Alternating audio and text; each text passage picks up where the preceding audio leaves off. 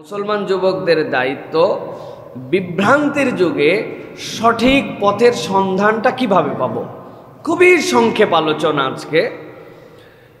Just আমি 3টা ভাগে 6টা পয়েন্ট আজকে বলবো, যে আমাদের বেশি বিস্তারিত আলোচনা না করে আমরা যদি এই 6টা পয়েন্টের উপরে নিজেদেরকে বুঝ দিয়ে দাঁড় করায় রাখতে পারি, তাহলে আল্লাহ রাব্বুল আলামিন আমাদের মুক্তির রাস্তা বের করে দিবেন ইনশাআল্লাহ।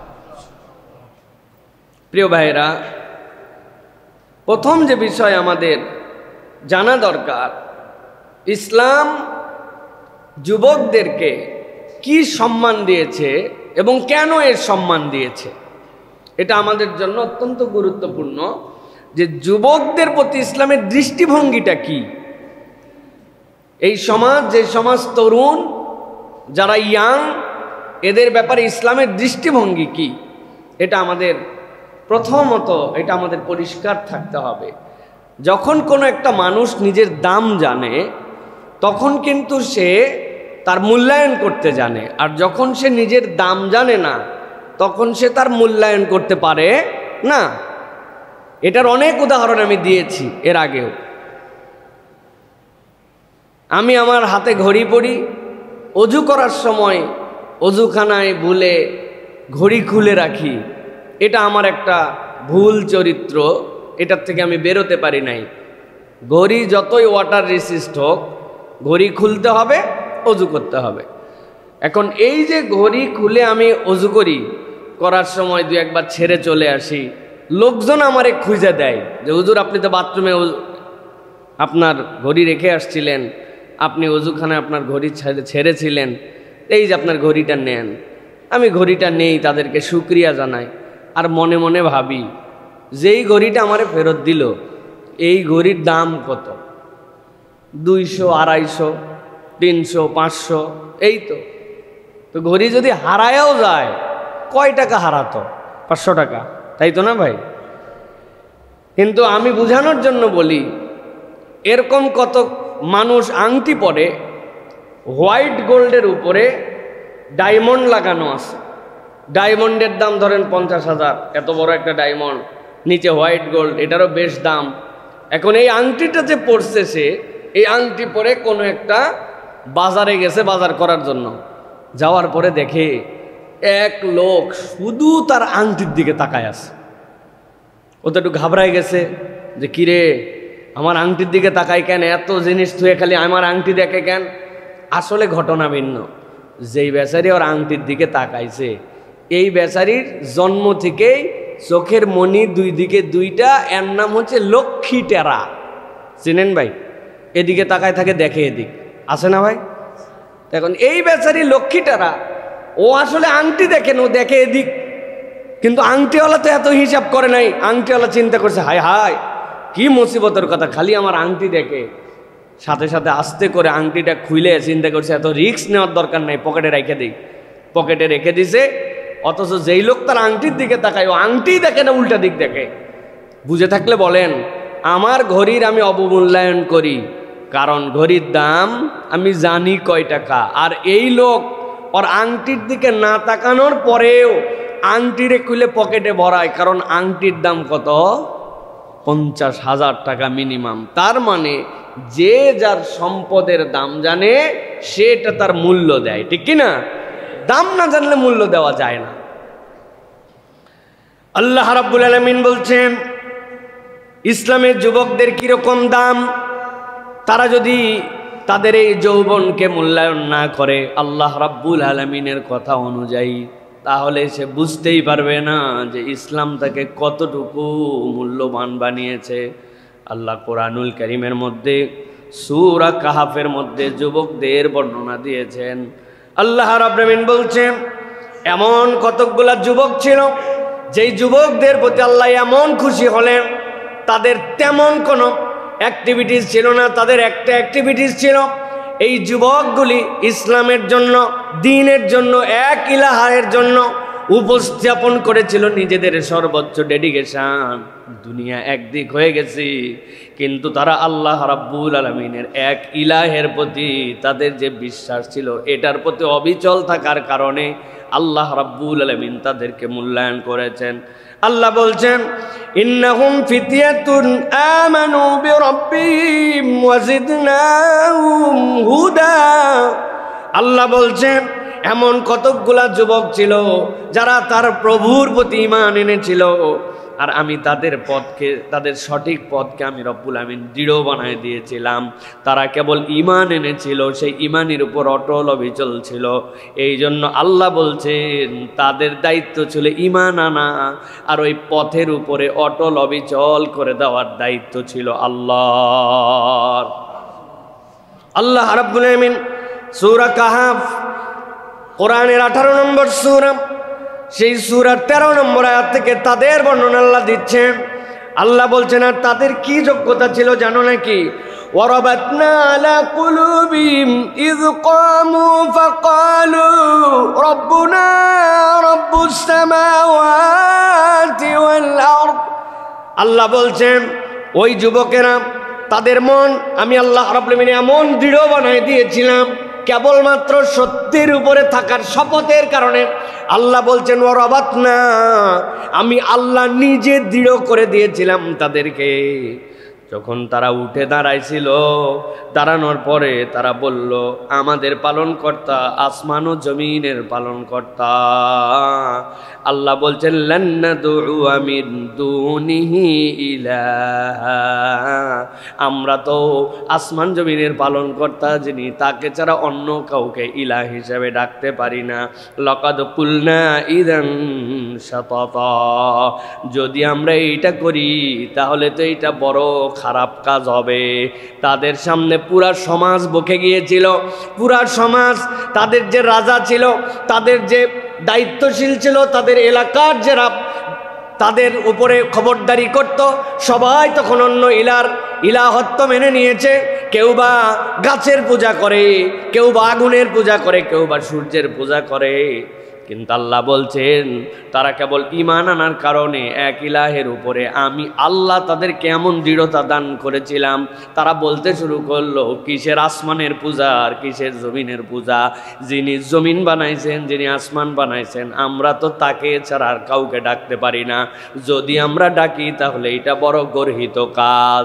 এইটার জন্য দেশ ছাড়তে রাজি, এইটার জন্য প্রয়োজনে জীবন দিতে রাজি, কিন্তু আল্লাহ ছাড়া আমরা কাউকে ডাকতে রাজি নয়। আল্লাহু আকবার। আমল কি? আমল কি? আমল কিচ্ছু না। আমল একমাত্র আল্লাহকে ইলাহ মেনে ওর উপরে থাকার সিদ্ধান্ত নিয়ে নিছে। আল্লাহ এই জায়গায় নামাজ, রোজা, দান, খয়রাত কিচ্ছু বলেন নাই। আল্লাহ ছাড়া কাউকে ইলাহ মেনে নিতে রাজি নাই। আল্লাহ বলছেন, এই আমলের কারণে আল্লাহ নিজে গাইড করে তাদেরকে পথ দেখায় দিয়েছে। সুবহানাল্লাহ। সুতরাং যুবকদেরকে ইসলাম অনেক মূল্যায়ন করেছে। এর অন্যতম মূল্যায়ন হচ্ছে তারা আল্লাহর প্রিয়, তারা ঈমান এবং তাকওয়ার পথে যদি থাকে, তাহলে আল্লাহ রাব্বুল আমিন তাদেরকে যে ভালোবাসেন, এই ভালোবাসা অন্যদের জন্য নাই। কেন নাই? এর অনেক কারণ আছে। আপনি মুরব্বী হয়ে গেছেন, বয়স হয়ে গেছে, হ্যাঁ, আপনি অবসর জীবনযাপন করছেন, বাড়িতেও আপনার কাজ নাই, এখন তো আপনি মসজিদে আসবেনই। মসজিদে না এসে তো আপনার উপায় নেই। কামটা কি? কাম থাকার সময় তো আপনি আসেন নাই। যখন আপনার ব্যাপক ব্যস্ততা ছিল তখন তো আপনি জামাতে শরীক হন নাই। এখন আপনি রিটায়ার্ড, এখন আপনার বাড়িতেও কেউ পোষে না, বাইরে বাইরে যাও, ঘুরে আসো, এত বক বক ভাল লাগে না সব সময়। এই জন্য আপনি অনেক সময় মসজিদে আসছেন। খারাপ না সেটা, আল্লাহর কাছে প্রত্যেক মুমিনই ভালো। কিন্তু আপনার যেই সময়ে ডান দেখার সময় ছিল, বাম দেখার সময় ছিল, রক্তের জোর ছিল, যেদিক ইচ্ছা সেদিক যেতে পারি এরকম পাওয়ার ছিল, ওই সময় আল্লাহর বান্দা আল্লাহর জন্য ডেডিকেটেড হয়েছে। এইটা ওই বেকারে পড়ে আসা আর কর্মক্ষম সময় আসার মধ্যে আসমান আর জমিনের পার্থক্য আল্লাহর কাছে আছে। আল্লাহ এই জন্য এটার মূল্যায়ন করেছেন। আপনি যদি আরবের হিস্ট্রি, যারা রাসূলুল্লাহ সাল্লাল্লাহু আলাইহি ওয়াসাল্লামের কাছে ঈমান এনেছিলেন, সেটা যদি আপনারা একটু অ্যানালাইসিস করেন, এখানে সিরাতের ভিন্ন ভিন্ন পার্ট আছে, এর মধ্যে দেখবেন একটা মুরব্বিও ঈমান আনে নাই। আচ্ছা, এত রাসূলুল্লাহ সাল্লাল্লাহু আলাইহি সাল্লামের দাওয়াতের সময় যারা ছিল মুরব্বী, এরা প্রত্যেকে ইন্টেলেকচুয়াল ছিল, মূর্খগণ্ড ছিল না। আরবের লিডাররা সক্রিয় ছিল, প্রত্যেকে ব্রিলিয়ান্ট ছিল, কিন্তু এরা ঈমান আনে না। ঈমান আনছেন কে? সব ইয়াং, সেই সাঈদ ইবনে মুসাইয়্যিব থেকে শুরু করে হযরত আলী রাদিয়াল্লাহু তাআলা থেকে শুরু করে হযরত বেলাল থেকে শুরু করে, মানে যারা আসছেন সব ইয়াং। ব্যাপার কি? এবং কারো বয়স 40-এর উপরে না। একমাত্র মুরব্বী দুইজন ঈমান এনেছেন, একজন হযরত খাদিজাতুল কুবরা রাদিয়াল্লাহু তাআলা আনহা, আরেকজন হচ্ছেন হযরত আবু বকর সিদ্দিক রাদিয়াল্লাহু তাআলা। এছাড়া মুরব্বী নাই বললেই চলে। কারণ কি জানেন? সিরাতবিদরা ব্যাখ্যা করেছেন যে যখন নবী করিম সাল্লাল্লাহু আলাইহি ওয়াসাল্লামের আসার আগ মুহূর্তেই, যেই সময়ে হাতির বাহিনী এসে, আসহাবে ফিল এসে কাবাকে ধ্বংস করার জন্য আব্রাহার বাহিনী আসলো, ওই আব্রাহার বাহিনী যখন কাবা ধ্বংস করতে আসে, আব্দুল মুত্তালিবের ঘটনা তো সবাই জানেন। উনি গেছেন, যাওয়ার পরে বলছেন আমার উট, হ্যাঁ আমার ছাগল দুম্বাগুলো আমার ফেরত দিয়ে দাও, তুমি আমার মাঠের মধ্যে থেকে এগুলো ধরে তোমরা খাবা, এগুলো আমি মেনে নিব না। আপনি কে? আব্দুল মুত্তালিব, আপনি না খানায় খাবার জিম্মাদার? মুতাওয়াল্লি বলে হ্যাঁ। তো আপনি আইসেন উট নিতে, আমরা আসছি কাবা ধ্বংস করতে। বলছে ওটার মালিক যে রক্ষা করবে, আমারগুলো আমারে দাও। উনি উনারগুলা নিয়ে চলে গেছে। ওরা চিন্তা করছে হায় হায়, মানুষ স্বার্থপর হলো এত স্বার্থপর। আমরা মনে করছিলাম আমাদের সাথে একটা ডিলিংসে আসবে, আমাদের সাথে একটা মতামতে আসবে, অথচ সে তার উট আর ঘোড়ার ধান্দায় আছে। আব্দুল মুত্তালিব খানায় কাবায় যায়, বলছে আল্লাহ এটা তোমার ঘর, এটা আমি কেমনে রক্ষা করবো? যে বাহিনী নিয়ে এসছে আমরা জন্মে দেখিই নেই, এত হাতিই দেখি নাই জীবনে একসাথে, আমরা কেমনে? তোমার ঘর, তুমি পারলে যা পারো তাই করো। আল্লাহ রাব্বুল আলামিন খানায় কাবা রক্ষা করছেন না করেন নাই? বুঝে বলেন, করছেন না করেন নাই? এই যে খানায় কাবা রক্ষা করলেন, এই খানায় কাবা রক্ষার জন্য এরা ঈমান আনতে পারে নাই। কি আশ্চর্য কথা! কারণ আল্লাহর নবী এসে বললেন যে আল্লাহ ছাড়া কুলু লা ইলাহা ইল্লাল্লাহ, তোমরা বলো লা ইলাহা ইল্লাল্লাহ, আর কোনো ইলাহ নাই, আর কোনো উপাস্য নাই। ওরা বলল কি আন্দা গন্দা বয়ান, 40 বছর আগে আমরা নিজের চোখে দেখছি খানায় কাবার ভিতরে 360টা মূর্তি ছিল। আব্দুল মুত্তালিব যাই বলল আল্লাহ তোমার ঘর তুমি রক্ষা করো, আল্লাহ মূর্তি সহ সবগুলো রক্ষা করলো, আর তুমি এসে বলছো এক ইলাহা ছাড়া। আল্লাহ রক্ষাই করছে তো, এই জন্য ওরা চোখ দিয়ে দেখছে, মিসরিড করছে। আল্লাহ আল্লাহর ঘর রক্ষা করছেন, ওরা মনে করছে মূর্তি সহ রক্ষা করছে। এই জন্য হেদায়েত আল্লাহর পক্ষ থেকে, কিন্তু হাজার বলার পর ওরা চোখে দেখছি আমরা এগুলো 360 মূর্তি সহ আল্লাহ ঘর রক্ষা করলো। তুমি তো দেখোই নাই, তুমি হও নাই তখন, 40 বছর পরে এখন তুমি এসে বলতেছো এগুলো চলবে না, আমাদের দেখা আছে। আর আলী রাদিয়াল্লাহু তাআলা, বেলাল রাদিয়াল্লাহু তাআলা, ছোট ছোট কিশোর ইয়াং, ইনারা দেখে নাই, ইনারা হকটা সাথে সাথে নিয়ে ফেলছে। এই জন্য মক্কা বিজয়ের পর আল্লাহ নবী কি করছেন? নিজে হাতে, অন্যরা ভয় পাচ্ছিল কি হয় না হয়, বাবা কালা বাবা জটা বাবা যদি কিছু থাকে আর ভিতরে কিছু বলার দরকার নাই, এরকম মুড তখন তাদের মধ্যেও ছিল। আল্লাহ নবী নিজে হাতে 360টা মূর্তি নামায়া ধ্বংস করে ফেলছেন। ওই 40 বছর আগে যারা দেখছিল ওরা তখনও দেখছে হায় হায় মুহাম্মদের কথা তো ঠিক, আগের থেকেই বলতেছে এগুলো মূর্তির কোনো পাওয়ার নাই, আজকে তো চোখে দেখলাম। ওই সময় তাহলে আল্লাহ ঘর রক্ষা করছে, মূর্তি না।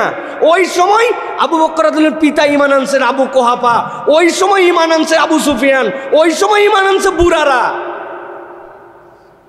তোমরা বহুত কিছু দেখে আর এরা কিচ্ছু না দেখে একদম সোলজার অফ রাসূলুল্লাহ সাল্লাল্লাহু আলাইহি ওয়াসাল্লাম।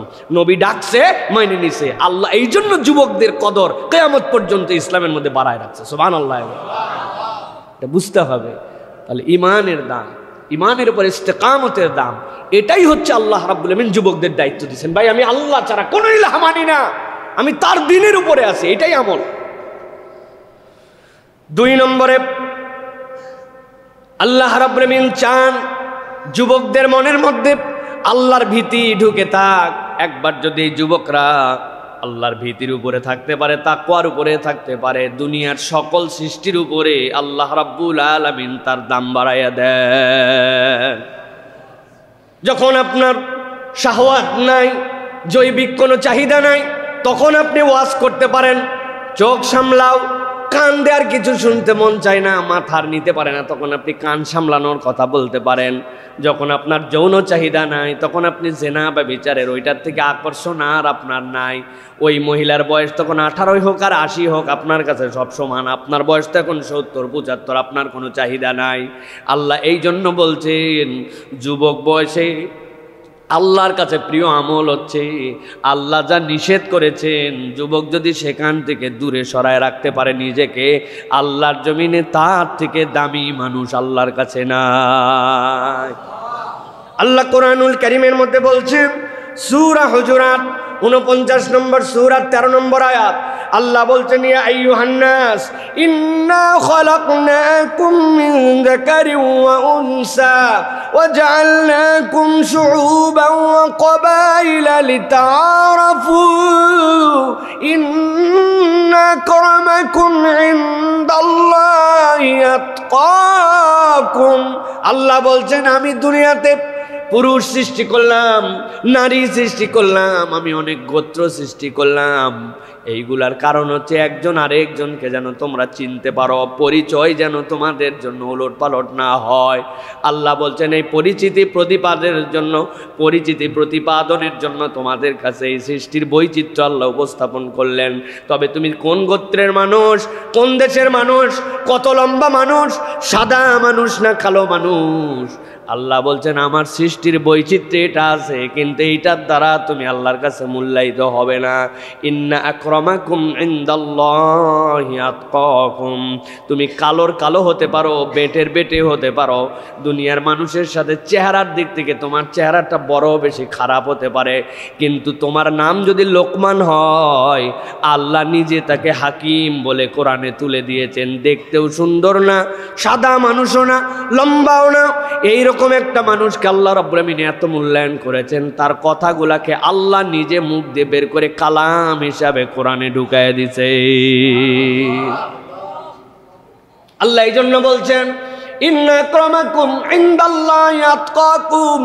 আল্লাহর কাছে মর্যাদা তার যেই ব্যক্তির দিলের মধ্যে তাকওয়া আছে, আল্লাহকে ভয় করে চলে, হালাল হারাম বিবেচনা করে, কেবলমাত্র দুনিয়া দুনিয়া করে না। আল্লাহ বলছেন ও যুবক ও তরুণ, তোমাদের জন্য আল্লাহর কাছে সবচেয়ে দামি হওয়ার সুযোগ, যেই বয়সে পাপ করার সুযোগ আছে, যেই বয়সে পাপ করার হিম্মত আছে, ওই বয়সে যেই বান্দা আল্লাহর জন্য তাকওয়া অবলম্বন করে, আল্লাহ বলছেন তার থেকে দামি আল্লাহর কাছে আর কেউ নাই। আপনার যৌবন আর কেউ দেখে না, কেউ খায় না, কেউ পুষে না। হাজার মেকআপ করার পরেও মানুষ বলে বুড়ি, আবার সাজার চেষ্টা করতেছে ছুরি। ওই বয়সে আপনি পর্দা করেন, বোরকা পরেন, নাক মুখ বাইন্দে ঘোরেন, ঘোরাই লাগবে, এটাই এখন স্টাইল আপনার জন্য ভাবতেছেন। কিন্তু যেই সময় দেখানোর ছিল, যেই সময় আল্লাহ আপনার চামড়া টান টান রেখেছিলেন, সৌন্দর্যের বিকাশ ছিল, ওই সময় আপনি খাস পর্দা করেছেন। আল্লাহ বলছেন ইন্না আকরামাকুম ইনদাল্লাহি আতকাকুম। আল্লাহর কাছে ওই ব্যক্তির দাম যতখানি, পরবর্তী ব্যক্তির দাম অতখানি নয়। তোমার বংশ তোমাকে আগায় দিবে না, তোমার সম্পদ তোমাকে আগায় দিবে না। আল্লাহ রাব্বুল আলামিন কোরআনুল কারীমের মধ্যে এটার উপর বিস্তারিত আলোচনা করেছেন। এই জন্য প্রিয় ভাইয়েরা, প্রিয় যুবকেরা, আমাদেরকে আল্লাহর জন্য ভয়কারী হতে হবে, তাকওয়া অবলম্বনকারী হতে হবে। এইটা হচ্ছে ফিতনার যুগে বাঁচার জন্য দ্বিতীয় অবলম্বন। প্রিয় ভাইয়েরা, চলেন এবার আমরা দ্বিতীয় অংশে যাব। প্রিয় ভাইয়েরা, বিভ্রান্তির এই যুগে চ্যালেঞ্জ কি এবং দায়িত্ব কি, এখানে জাস্ট দুইটা পয়েন্ট বলবো। আগে দুইটা বলছি, আজকে সংক্ষিপ্ত কথা বলবো। প্রিয় ভাইয়েরা, ফিতনার যুগে আমাদের এই চ্যালেঞ্জ আর দায়িত্ব, এটা আমাদেরকে বুঝতে হবে। এই ফিতনার কোনো শেষ নাই। প্রথম আমাদের জন্য চ্যালেঞ্জ হচ্ছে কোনটা ফিতনা, এটা আমাদেরকে একটু জেনে নেওয়া। আমরা কোনটা ফিতনা এটাও আমরা বুঝি না।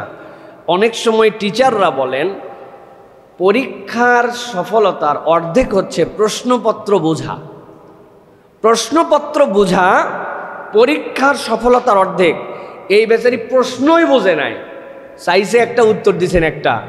আপনি যদি এই না চাওয়া প্রশ্নের উত্তর দেন 5 পাতা, এর কোনো ভ্যালু হবে ভাই? ভ্যালু হবে না। তাহলে আপনাকে প্রশ্ন বুঝে আপনাকে তার জন্য মূল্যায়ন পর্বে যেতে হবে। এই জন্য বিভ্রান্তির যুগে চ্যালেঞ্জটা আপনাকে আগে বুঝে নিতে হবে, এরপর আপনার দায়িত্ব বুঝতে হবে। আমি আপনার কাছে তিনটি বিষয়ের কথা বলবো বিভ্রান্তির যুগে। মূল চ্যালেঞ্জ হচ্ছে তিন জায়গাতে। এর একটা হচ্ছে চ্যালেঞ্জের জায়গা যে এই যুগে সত্য এবং মিথ্যা মিশে গেছে। ভালো করে বোঝেন ভাই, এটা খুব চটকদার মজার আলোচনা না, কিন্তু আপনার অনুভূতির জাগরণের আলোচনা এটা, যে সত্য আর মিথ্যা মিলে গেছে। আপনি সত্য কোনটা আইডেন্টিফাই করতে পারেন না, মিথ্যা কোনটা আপনি বুঝতে পারেন না। চকচকে এক দুনিয়া, বিভ্রান্তির এক দুনিয়া, যে দুনিয়ার মধ্যে সত্য মিথ্যার পার্থক্যই করতে পারি না। সুতরাং এই সত্য এবং মিথ্যার যে পার্থক্য করা, এই চিন্তাশীলতাটা হচ্ছে যুবকদের জন্য সবচেয়ে বড় গুরুত্বপূর্ণ। কোরআন এ বিষয়ে আমাদেরকে কথা বলেছে। কোরআন সূরা যুখরুফ 43 নম্বর সূরার 43 এবং 44 নম্বর আয়াতে আল্লাহ রাব্বুল আমিন এই জায়গাটার প্রতি আমাদেরকে টাচ করিয়েছেন। আল্লাহ রাব্বুল আমিন বলছেন, তোমাদের জন্য দায়িত্ব, যখন সত্য মিথ্যা মিক্স হয়ে যাবে, যখন তুমি কোনটা হেদায়েতের রাস্তা অনুভব করতে পারছো না, বুঝতে পারো না, আল্লাহ বলতেছেন ফাস্তামসিক বিল্লাযী উহিয়া ইলাইক ইন্নাকা আলা সিরাতিম মুস্তাকিম। আপনার দায়িত্ব হচ্ছে ডান বাম না খোঁজা। আপনার প্রতি ওহী হিসাবে যা অবতীর্ণ হয়েছে আপনি ওইটার উপরে স্থির হয়ে যান, ওইটাকে দৃঢ় হিসাবে গ্রহণ করে নেন। এর দ্বারা বোঝা যায় ইমানদারের প্রধান দায়িত্ব হবে কোরআনকে ধারণ করে নেওয়া, কোরআনকে বুঝে নেওয়া। ডান বাম চিনি না, কে ঠিক বলছে কে ভুল বলছে, একই কথা আরেকজন এক একভাবে বলতেছে। আল্লাহ বলছেন তোমার দায়িত্ব ওহীকে দৃঢ়ভাবে ধারণ করা। আল্লাহ নবী যা বলেছেন ওইটার শেষ কথা, আমার আর কোনো কথা নাই, আমার আর কোনো বক্তব্য নাই। আল্লাহ বলতেছেন যদি আপনি এটা করেন, ইন্নাকা আলা সিরাতিম মুস্তাকিম, আমি আল্লাহ আপনার জন্য গ্যারান্টার হলাম, নিশ্চয় নিশ্চয় আপনি সঠিক রাস্তায় আছেন। সুবহানাল্লাহ। আল্লাহ পরের আয়াতের মধ্যে বলছেন, আর আমি আল্লাহ রাব্বুল আলামিন আপনাদের জন্য একটা নিয়ামত দিলাম, আপনার উম্মতের জন্য একটা নিয়ামত দিলাম। ওয়া ইন্নাহু লাযিকরুল লাক, আপনার জন্য যেই ওহীটা, আপনার জন্য যে আল্লাহর বিধানটা, এইটা আল্লাহ রাব্বুল আলামিন আপনার এবং আপনার সম্প্রদায়ের জন্য সম্মানের জন্য করেছেন। এইটাকে যদি আপনি আঁকড়ায় ধরতে পারেন, আল্লাহ আপনাকে অবশ্যই অবশ্যই সম্মানিত করবেন। আল্লাহ বলতেছেন ওয়া সাউফা তুসআলুন, আর অচিরে আপনাকে এই বিষয়ে জিজ্ঞাসা করা হবে। তোমার সামনে কোরআন ছিল একমাত্র অবিকৃতভাবে। এখন পর্যন্ত খ্রিস্টানরা দুনিয়ায় আছে না নাই? ইহুদিরা আছে না নাই? তাদের উপরে আল্লাহর পক্ষ থেকে ওহী আসছিল না আসে নাই? আসছে, কিন্তু তাদের ওহী কি সঠিক আছে না বিকৃত? বিকৃত। আল্লাহ বলছেন আপনার সামনে ইহুদি আছে, নাসারা আছে, অন্য ধর্মাবলম্বী আছে, প্রত্যেকের কাছে ওহী এসেছিল, কিন্তু প্রত্যেকটা বিকৃত হয়ে গেছে। কিন্তু আমি আল্লাহ আপনার জন্য নিয়ামত দিলাম, ওয়া ইন্নাহু লাযিকরুল লাক ওয়া লিকওমিকা ওয়া সাউফা তুসআলুন, আপনার কওমের জন্য এই হেদায়েত, এই জিকির, এইটা হচ্ছে আল্লাহ রাব্বুল আলামিনের জন্য উল্লেখিত, আপনার কাছে থেকেই যাবে। আর আপনি এই নিয়ামতের ব্যাপারে জিজ্ঞাসিত হবেন। এই হেদায়েতের অবিকৃত বাণী থাকার পরেও কেন তুমি ডানে গেলে, কেন তুমি বামে গেলে, ওই দিন যাওয়ার পরে বলা যাবে না যে আল্লাহ আমি বুঝি নাই। আল্লাহ এই জন্য বলছেন তোমার দায়িত্ব হচ্ছে এর উপরে তোমাকে সুদৃঢ় থাকা। তাহলে আমাদের কোরআনের উপরে, সুন্নাহর উপরে আমাদেরকে সুদৃঢ় থাকতে হবে।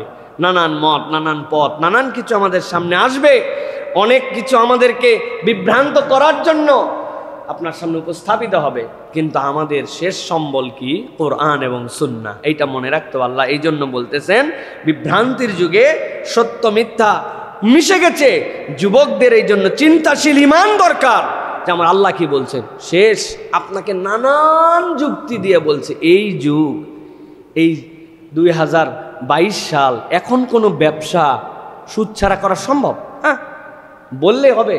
মর্গেজ দেওয়ার সময় দুটো মিথ্যা কথা না বলে দিলে কোনোদিনও আমাকে ব্যাংক লোন দিবে? আপনারে হেন কোনো সৌন্দর্য নাই উপস্থাপন করছে কোরআনের বিপক্ষে। আল্লাহ বলতেছেন সত্য মিথ্যা মিশে গেছে, তুমি বোঝো না, তুমি এখন কোন দিকে থাকবা? আল্লাহ রাব্বুল আমিন বলেছেন ওয়াহাল্লাল্লাহুল বাই'a ওয়া হাররামার রিবা। তুমি আর ডান বাম খোঁজো নাই ভাই, অত বুঝি নাই। আল্লাহ বলছেন ব্যবসা হালাল, সুদ হারাম। আমি এখান থেকে দূরে চলে আসছি ভাই, আমি বুঝি না ভাই। অত বড় ব্যবসায়ী হওয়া লাগবে না, অত বড় কোম্পানির মালিক হওয়া লাগবে না ভাই। দিন আনে দিন খেয়ে কবরে চলে গেলে সব শেষ, আমার এইটুকু হলে হবে, কিন্তু হারামে যেতে পারবো না, শেষ। আল্লাহ বলছেন তোমার দায়িত্ব এর উপরে থেকে যাও, বাস, এর উপর তুমি দাঁড়ায় গেছো।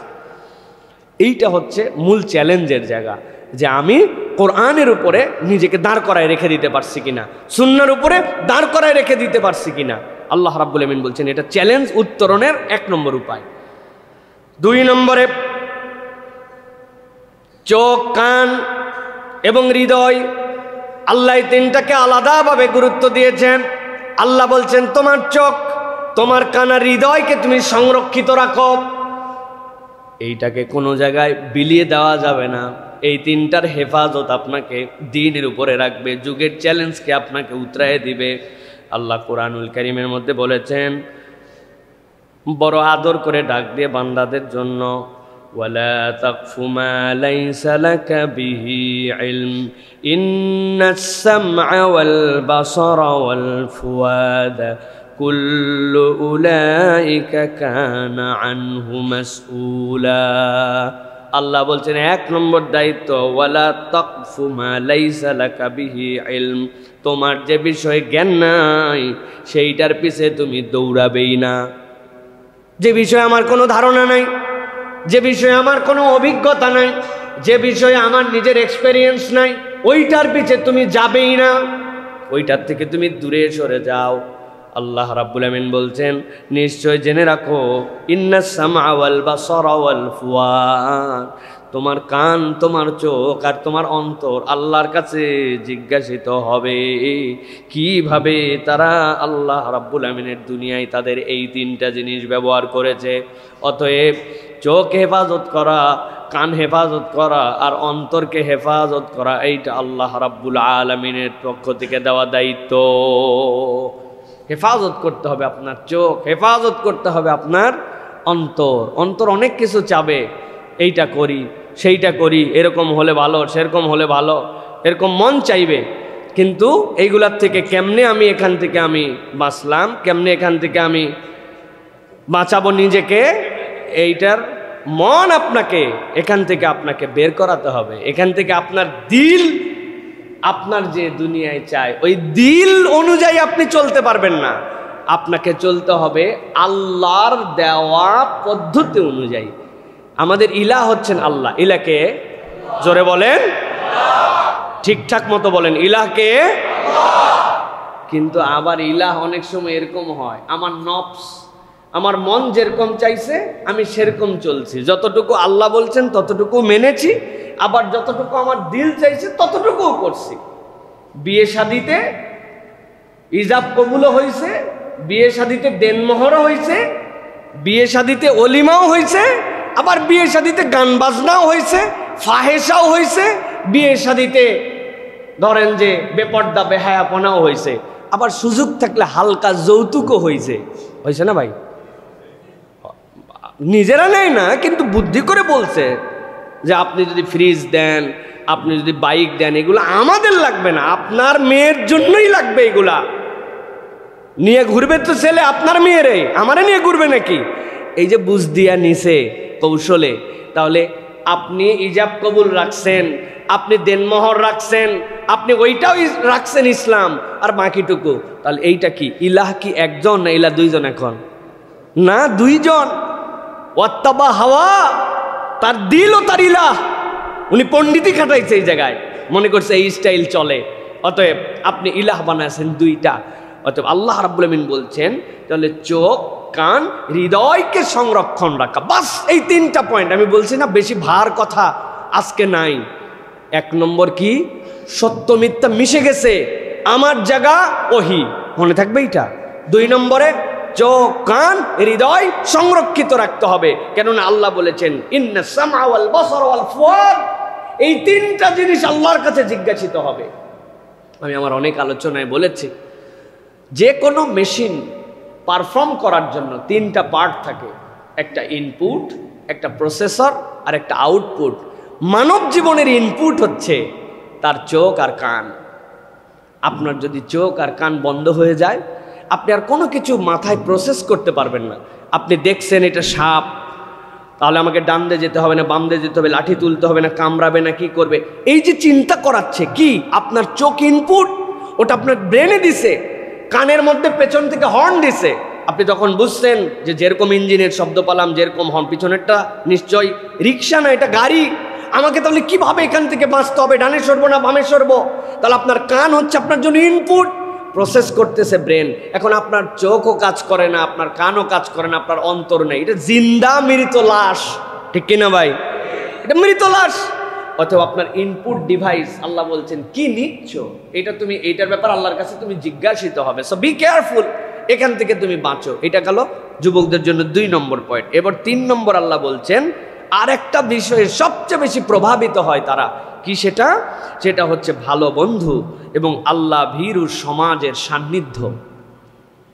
আল্লাহ ভীরু একটা সমাজের সান্নিধ্যে যদি আপনি না আসেন, আপনি যদি এই মসজিদের আদব না জানেন, তাহলে আপনি বেয়াদবের মতো আচরণ করবেন।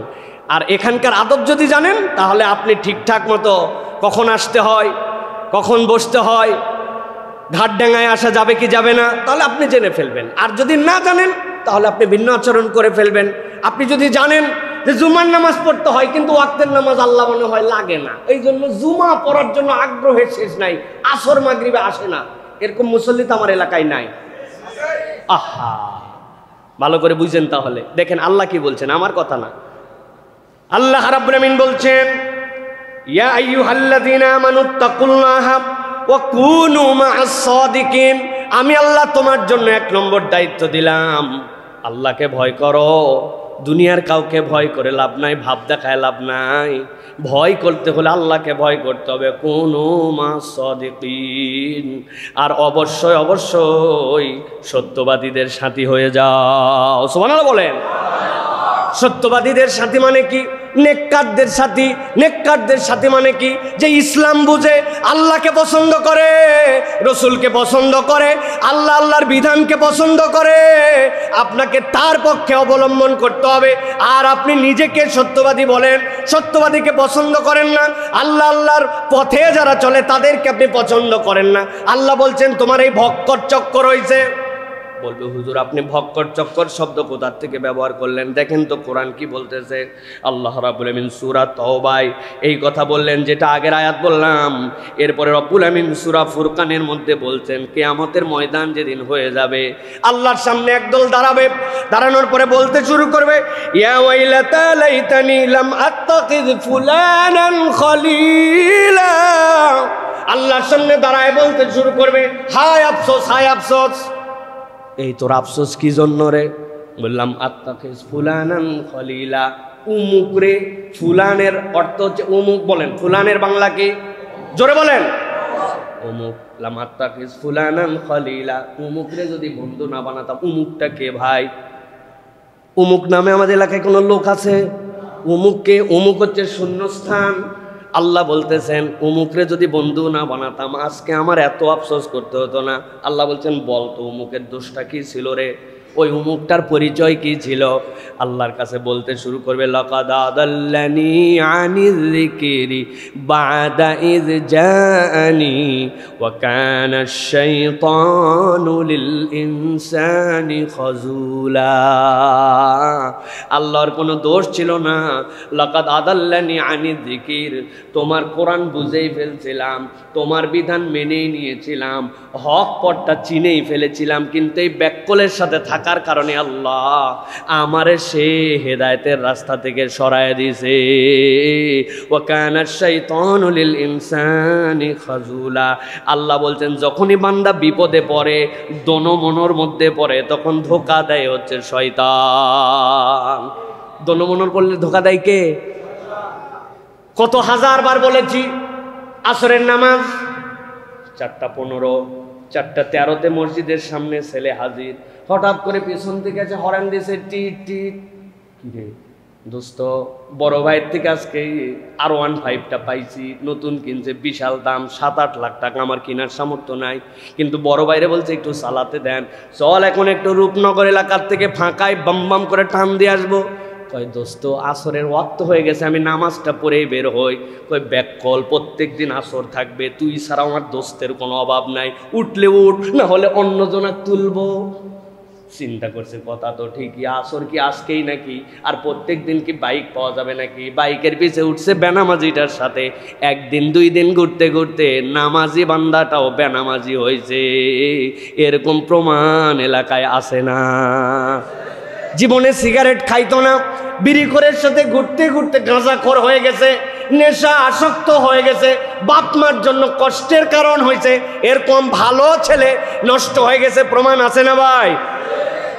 আল্লাহ বলছেন লাকাদ আদাল্লানি আনি যিকরি বাদা ইয জাআনি। হেদায়েত তার কপালে ছিল, কিন্তু সংশয়ের মধ্যে এমন একটা আবহাওয়ায় চলে আসছে, শয়তান তাকে আল্লাহর পথ থেকে বিচ্যুত করে দিছে। এই জন্য আল্লাহ বলছেন কুনু মাস সাদিকিন, তুমি যদি চলতে চাও, ফিরতে চাও, ভালো মানুষের সাথে চলো। আল্লাহ রাব্বুল আমিন শেষে একটা অদ্ভুত কথা বলেছেন, যেই মানুষের ওই দিন আফসোস করে বিপদের কথা বলবে, আল্লাহর নবী ওই জায়গায় হাজির হয়ে যাবেন। আল্লাহ রাব্বুল আমিন নবীর মাধ্যম দিয়ে কি বলবেন নবী, সেটাও আল্লাহ কোরআনে বলেছেন। وقال الرسول يا ربي إن قوم اتخذوا بهذا القرآن مهجورا। আল্লাহ বলছেন নবীজি এসে বলবেন, ও আমার আল্লাহ, আমি যেরকম তাদের কাছে কোরআনের বার্তা পৌঁছাইছি, যুগে যুগে কোরআনের এই কথা তাদের কাছে হাজার হাজার বার বলা হয়েছে, কিন্তু ওরা এই কোরআনটাকে কেবল আল্লাহ খেল তামাশা হিসেবে গ্রহণ করেছিল। তারা এই কোরআনটাকে একটা প্রলাপ বাক্য মনে করেছিল, যে বলনেওয়ালা প্রলাপের মতো বলে যাবে, আমি শুনি কি না শুনি এটা আমার ব্যাপার। আল্লাহ যারা কোরআনকে প্রলাপ বাক্যের মতো গ্রহণ করেছিল, আমি রসুল তাদের বিপক্ষে বিচার দিলাম, একটা শাস্তি আপনার পক্ষ থেকে আর একটা আমার পক্ষ থেকে অভিযোগ দেওয়ার কারণে। নাউজুবিল্লাহ। এই জন্য প্রিয় ভাই, প্রিয় বোন, প্রিয় তরুণ, প্রিয় যুবক, হাজার হাজার বার এই কথা বলা হচ্ছে, সংক্ষেপ উসুল তিনটা বললাম। এর একটা হচ্ছে আপনার জন্য ভালো বন্ধু এবং আল্লাহ ভীরু সমাজ, তার অধীনে আপনাকে আসতে হবে। এমন এলাকায় আছেন, এলাকার মহব্বত আপনি ছাড়তে পারতেছে না। ওই এলাকা যদি এরকম হয় যেখানে আপনার ছেলে মানুষ হওয়া কঠিন, আপনি পরিবেশ পাচ্ছেন না, আপনাকে হিজরত করে চলে যেতে হবে।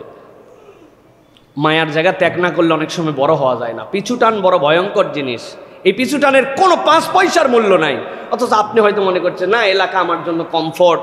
এর আগেও আপনি কোথাও ছিলেন, সেটাও আপনার জন্য ছিল, ভবিষ্যৎ কি হবে আপনি জানেন না। কমফোর্ট জোন বলে কিছু না। কমফোর্ট জোনে নিজেকে ছেড়ে দেওয়া মানে নদীর স্রোতের সাথে নিজেকে বেলায় দেওয়া, উল্টা দিকে চলা হচ্ছে হিম্মতের কাজ। অতএব আপনার জন্য কোনো কমফোর্ট জোন নাই। ওটা যদি এমন এলাকা হয় যেটা আপনার বাচ্চার জন্য, আপনার ভবিষ্যতের জন্য, আপনি দেখতেছেন ইভেন মসজিদ আপনার কাছে না, যেই জন্য আপনি সালাত পড়তে যেতে পারেন না মসজিদে, এরকমও যদি হয়, আপনাকে চেঞ্জ করে ওই জায়গায় যেতে হবে। বাবা নিজের বাড়ি ভাড়া দিব, ভাড়া করে অন্য জায়গায় থাকবে, এরকম বহু লোকের সাথে আমাদের পরিচয় আছে। প্রিয় ভাইয়েরা, নিজের জন্য, নিজের ভবিষ্যতের জন্য, পরিবেশ ভালো না জন্য চলে গেছেন ওই জায়গার থেকে। অতএব আপনাকে এটার ক্ষেত্রে অনেক বেশি মনোযোগী হতে হবে। প্রিয় যুবক এবং প্রিয় তরুণেরা, সর্বশেষ যে পয়েন্টে বলবো সেটা হচ্ছে যুবকদের লক্ষ্য এবং একটা আদর্শ থাকতে হবে। আপনার জীবনে একটা লক্ষ্য এবং উদ্দেশ্য থাকতে হবে। তাহলে প্রথম পয়েন্টে আপনাদের কাছে কি বলেছি, একটা হচ্ছে বিভ্রান্তির যুগে আমাদের জন্য ইসলাম যুবকদের জন্য কি দৃষ্টিভঙ্গি রাখে। বিভ্রান্তির যুগে চ্যালেঞ্জ এবং দায়িত্ব, এই জায়গাতে 3টা পয়েন্টের কথা বলেছি। আরেকটা হচ্ছে সর্বশেষ, যুবকদের জন্য লক্ষ্য কি এবং তার আদর্শ কি। এটা আপনাকে you have to be decide that, যে এইটা হচ্ছে আমার টার্গেট আর এটা হচ্ছে আমার আইডল। এইটা যদি আপনি ঠিক করতে না পারেন, তাহলে পদে পদে আপনাকে হোঁচট খেতে হবে। আল্লাহ রাব্বুল আলামিন কিয়ামত পর্যন্ত মানুষের জন্য, যুবকদের জন্য, তরুণদের জন্য, সব শ্রেণীর মানুষের জন্য আল্লাহ রাব্বুল আলামিন নবী সাল্লাল্লাহু আলাইহি সাল্লামের সাহাবীদের দ্বারা দৃষ্টান্ত উপস্থাপন করে জানাই দিয়ে গেছেন, যুবকদের জীবনের আদর্শ এবং লক্ষ্য হবে মুহাম্মাদুর রাসূলুল্লাহ সাল্লাল্লাহু আলাইহি সাল্লাম। এছাড়া কোনো আদর্শ নাই, কোনো লক্ষ্য নাই। আমরা তো আদর্শ হিসেবে বুঝলাম, কিন্তু নবীজি আমার লক্ষ্য কেমনে হতে পারে? ভার কথা সংক্ষেপে বোঝেন। আল্লাহ কোরআনে বলছেন লাকাদ কানা লাকুম ফি রাসূলিল্লাহি উসওয়াতুন হাসানা। আল্লাহ বলছেন নিশ্চয় নবীর ভিতরে উসওয়াতুন হাসানা আছে, তোমাদের জন্য অনুপম অনুকরণীয় আদর্শ আছে। এইটা আপনি স্বীকার করলেও আছে, না করলেও আছে, ভালো করে কথাটা বোঝেন। কিন্তু আল্লাহ বলছেন তোমাদের মধ্যে থেকে কারা কারা সেই মণিমুক্তাটা হরণ করতে পারবে, তার যোগ্যতাটা কি? আল্লাহ বলছেন যার মধ্যে 3টা আছে গুণ, সেই ব্যক্তি নবীর এটা নিতে পারবে, তাছাড়া সবাই নিতে পারবে না। আল্লাহ বলছেন লিমান কানা ইয়ারজুল্লাহ ওয়াল ইয়াউমাল আখির ওয়া যাকারাল্লাহা কাসীরা।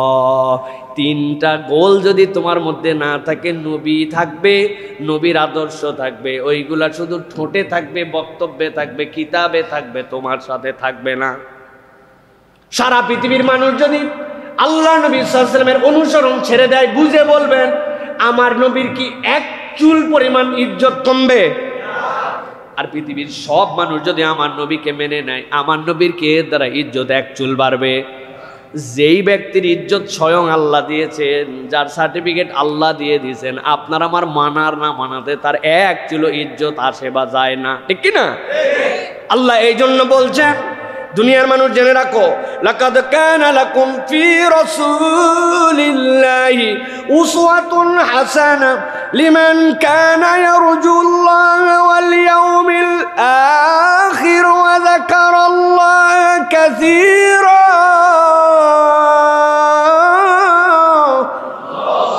তোমার মধ্যে 3টা গুণ আছে নাকি নিজে নিজে আগে টেস্ট করো।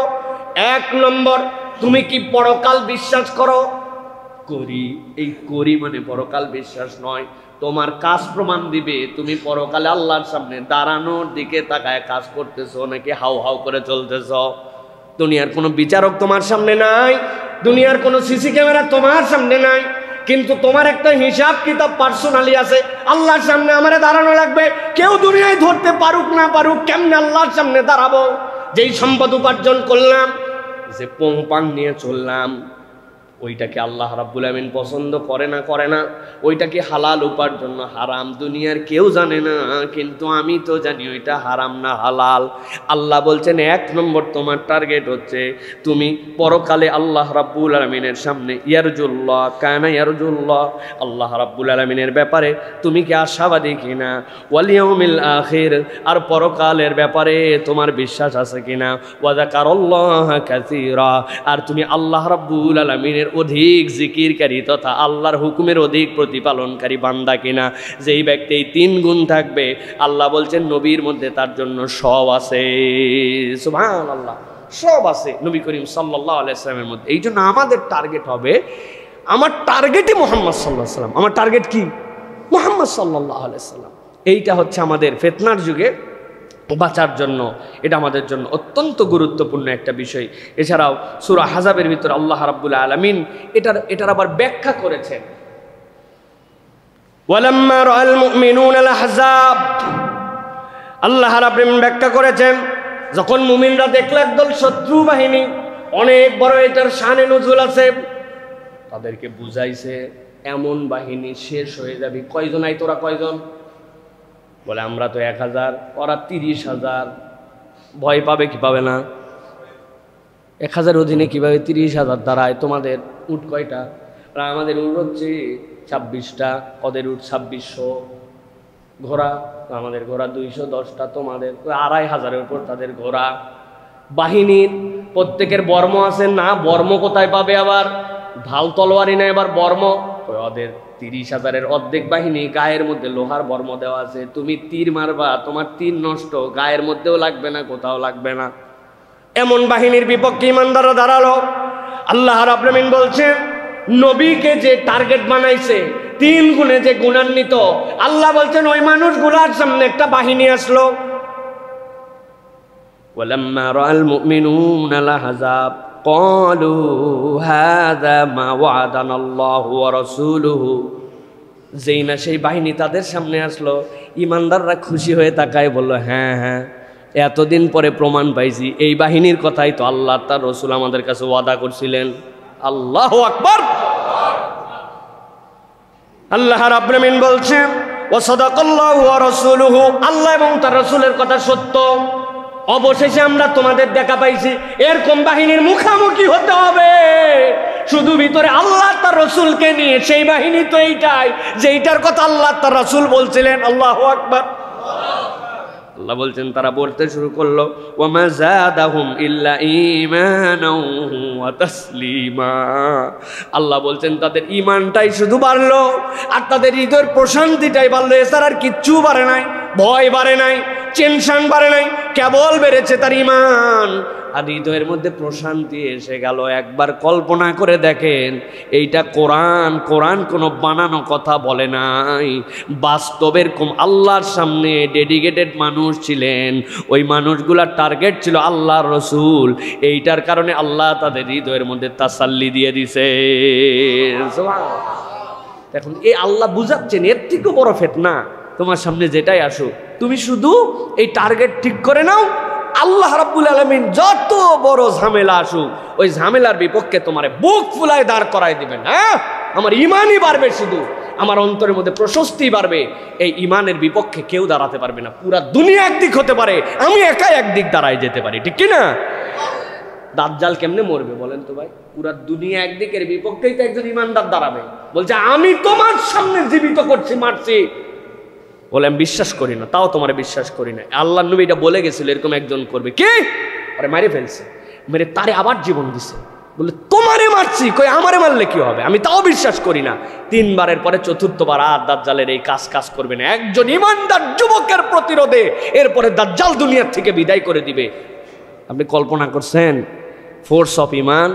এইটা হচ্ছে ইমান। সুতরাং প্রিয় ভাইয়েরা, আমাদেরকে এখান থেকে বাঁচার জন্য এটা আমাদেরকে করতে হবে। সাথে 4টা টিপস বলে দেই।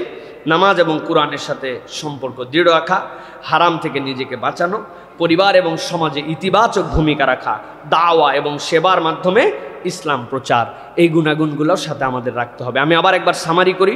আজকের আলোচ্য বিষয় ছিল আমাদের মুসলমান যুবকের দায়িত্ব। বিভ্রান্তির যুগে সঠিক পথের সন্ধান আমি কিভাবে বের করব। 3টা পার্টে কথা বলেছি। প্রথমে বলেছি যুবকদের জন্য ইসলাম কি বলে, তাদের মর্যাদাটা ঠিক কতটুকু। দ্বিতীয় পার্টে আপনাদের কাছে বলেছি বিভ্রান্তির যুগে চ্যালেঞ্জ এবং দায়িত্ব, এগুলো আমাদেরকে বুঝে নিতে হবে। শেষ পয়েন্টে যেটা বলেছি যে আমাদের লক্ষ্য এবং আদর্শ, সংক্ষেপ একদম, যে এটা যদি আমরা ঠিক করে চলতে পারি, ইনশাআল্লাহ ফিতনা অনেক আসবে, ডানে ভাবে অনেক ঝড় আসবে, অনেক বিরূপ পরিস্থিতি আসবে, কিন্তু আমি আমার অভিষ্ট লক্ষ্যের দিকে তাহলে চূড়ান্তভাবে এগিয়ে যাব। ওইটা যে এগোতে পারে তার নামই মুমিন, ওইটা যে এগোতে পারে তার নামই মুসলিম। বাকি যা, এইটা মুসলিম নামধারী, মুমিন নামধারী। সুতরাং আমরা নামধারী হতে চাই না, আমরা আসলি এবং কাজের মানুষ হতে চাই। পারবো ইনশাআল্লাহ?